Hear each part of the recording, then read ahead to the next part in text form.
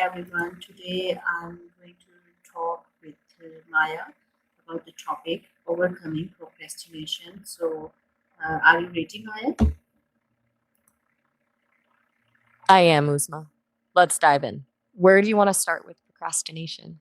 Yes, can we start our conversation? I want to ask some questions related to this topic.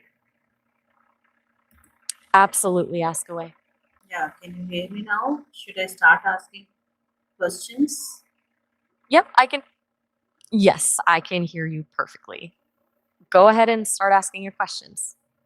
Okay, I want to ask, let's start with what is procrastination in your own words? Procrastination to me feels like this weird tug of war between what you know you should do and what you actually want to do in the moment. It's not really about being lazy. I think it's more about emotional stuff. Like something about the task makes you uncomfortable, stressed, anxious, and your brain kind of hijacks you into doing something more pleasurable instead. Then you end up spiraling because you're avoiding the real issue that's making you put things off. Why do you think that people procrastinate even when they know the consequences? That's the big question, right? I think there's usually a disconnect between the logical side that knows I should do this and the emotional side that's like, oh, I really don't want to.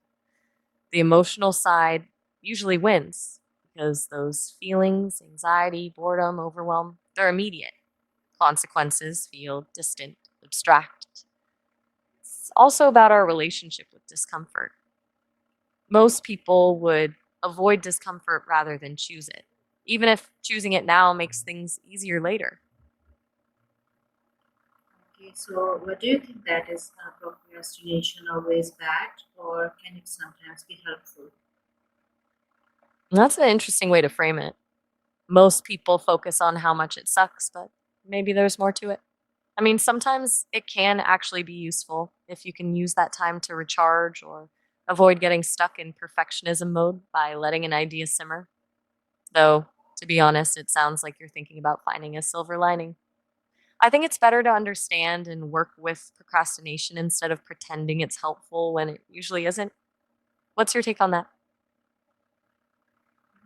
Yes, you're saying right. Procrastination is actually your not only for delaying things, but it's the time you take for yourself to recharge.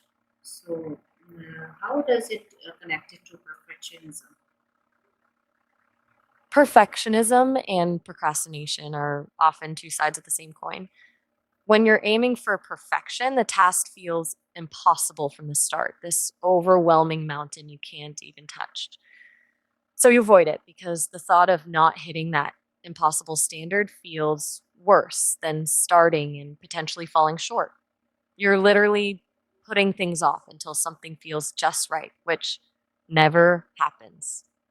Procrastination in this case becomes a kind of self protection from the fear of failure, which is weird because it guarantees failure in the long run.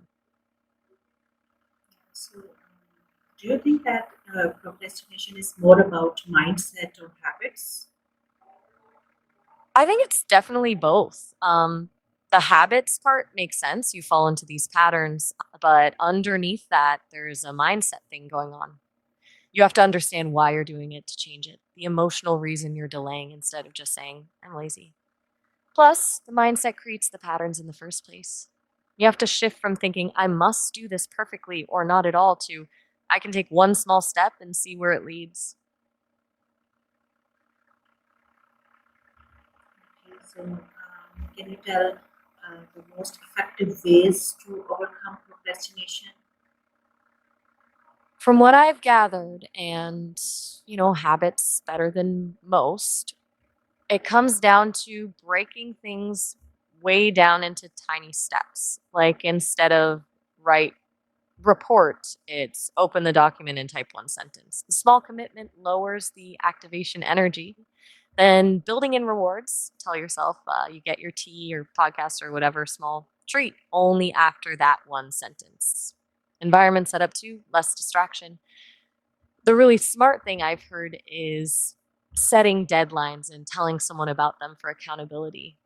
That outside pressure does something, makes it harder to brush off. Plus, just acknowledging the discomfort instead of ignoring it. Okay. So these are great ways. So if someone wants to take action, um, if they feel stuck, so how they should start taking actions. The trick is to make the first step ridiculously small. Not fix my whole life, but open my to do list or put on my shoes. The tiniest thing that just breaks that paralysis. The point is to get the ball rolling. That first move creates momentum. After that, the next step becomes clear. It's about showing yourself you can start when you feel like nothing. And that usually reveals that something isn't as bad as you imagined. So can you tell some habits that can help reduce procrastination? Yeah, habit stacking is huge here. Tie the thing you should do to something you already do automatically. Like, after I brew my coffee, I'll set a timer for 25 minutes and work on my task. Keep your workspace distraction free. That's non negotiable. Use a planner or to do list, not just in your head. The simple act of writing things down and checking them off is surprisingly motivating. Track your progress, even just crossing off a list, creates visual reinforcement. And finally, schedule regular breaks to avoid overwhelm. Okay, so um, how Does we that can resonate with stay you, Ozma? consistent and disciplined. Consistency and discipline. Absolutely. Those are huge. From what I understand, consistency comes from those tiny steps building up over time.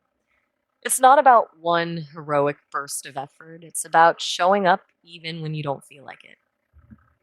The discipline part is harder. It's easy to be motivated when you're feeling good, but when that motivation dips, discipline helps you stay on track anyway. It's like the difference between what you want to do and what you actually commit to doing. What's your experience been with those two elements? You're saying right that it's very important to stay consistent and disciplined. But you know that these days, social media and mobile phones, they, these days there are too much digital distraction. So how one can take practical steps to avoid these. Oh, the digital swamp. Yeah, that's real. The obvious answer is turn off notifications, but honestly, I think that's way too weak of a step for most people. Most of us need a bigger barrier, something that takes actual work to undo. I've heard people put their phone in another room or even give it to someone else for an hour while they focus. Apps that block apps can help too, and they actually take some intentional setup. I think that makes you think harder when you start to randomly grab your phone. But I think even more important is creating focus rituals, turning off phones, putting on headphones, using noise canceling, signals to your brain that I'm now getting into work zone. These are good um, The, tricks the to give your mobile to someone. That's great. So, how can if someone is stuck in these words that I'll start tomorrow? So, how we can break this cycle? the tomorrow trap. Yeah, I know that well. I think the real problem with waiting for tomorrow is you're letting future you deal with something present you wants to avoid. That doesn't work.